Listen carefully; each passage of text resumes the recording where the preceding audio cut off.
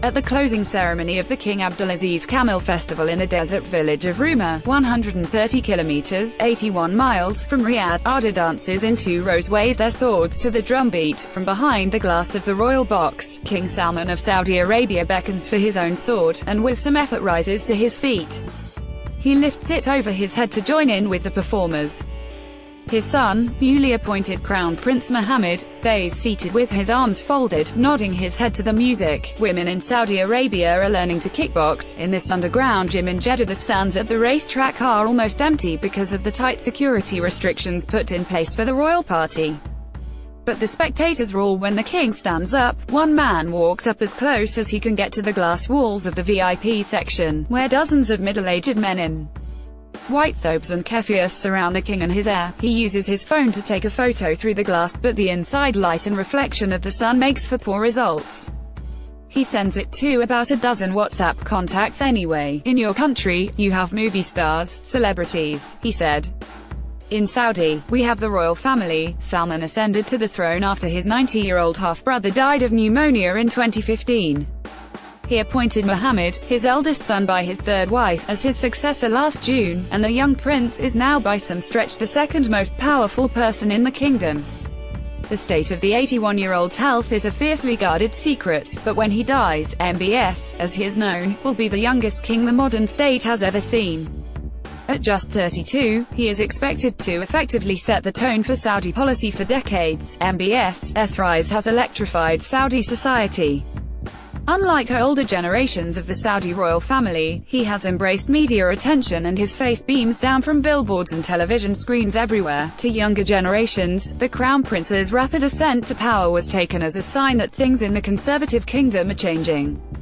"Our reforms are being implemented quicker than even the most daring could have imagined a few years ago. This country needs someone like him," 25-year-old Yusuf Helw, from Jeddah, told The Independent. "I definitely think he is genuine about reform, because he doesn't have a reason not to be," Mr. Helw added. "He doesn't need to do this for show, because the people have no say." MBS is the driving force behind Vision 2030, the kingdom's long-term economic plan to wean itself off dependence on oil, and has helped to write a raft of socially liberal royal decrees allowing women to drive, reining in the notorious religious police and reopening cinemas. His ideas are wildly popular in a country where 70% of the 80 million-strong population is under 30. Young people in the kingdom are hungry for the freedoms the rise of the internet and smartphones now allows them to see peers enjoying elsewhere. Mohammed bin Salman genuinely seems to believe the country has been stuck in its old conservative ways for too long, said Daniel Byman, a senior fellow at the Center for Middle East Policy in Washington, D.C. Education and driving for women. These moves are about more than just helping the population swallow the recent economic woes. But there's always the question, why now?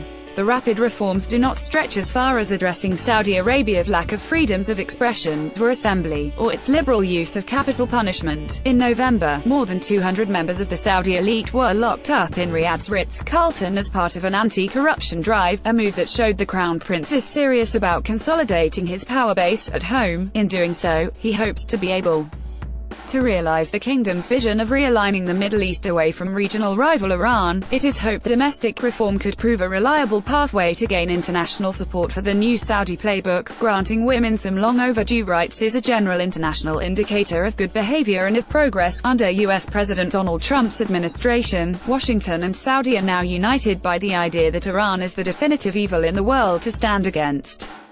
The U.S. and Saudi have not been this closely aligned in years.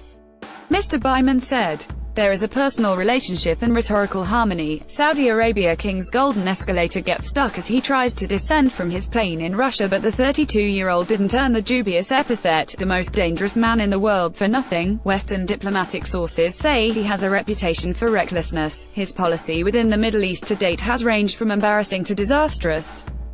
Attempts to influence events in Lebanon and Qatar have for the most part backfired, and the kingdom's involvement in Yemen's civil war was stagnated to the point it is now being referred to Saudi's Vietnam. Despite everything we've seen from Trump himself, it's still actually quite hard to be friends with the Saudis right now, said Faria al-Muslimi, a Yemeni analyst and non-resident fellow at London's Chatham House. "You can't barefacedly sell arms that are fueling Yemen's war.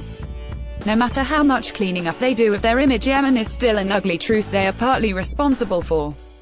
You could let dead people drive, not just women, but that fact is the same. MBS's strategy at home is bold and, like his foreign policy adventures, it isn't guaranteed to work. Saudi Arabia is going through more upheaval at the moment than the modern kingdom has ever seen. Not everyone is ready for social change, and members of the House of Saud, sidelined by the Crown Prince's recent power grab, could yet form blocks of opposition against him. The average Saudi citizen has been hit badly by cuts in fuel subsidies and rising unemployment, factors which in the Arab Spring led to uprisings and war elsewhere in the region. Saudi Arabia stands on the cusp of real change, but with it comes the inherent risk of instability. Whether the new Crown Prince will be able to control the myriad forces he has unleashed both at home and abroad remains to be seen. More about Saudi Arabia, Yemen, Mohammed bin Salman, King Salman, Donald Trump reuse content.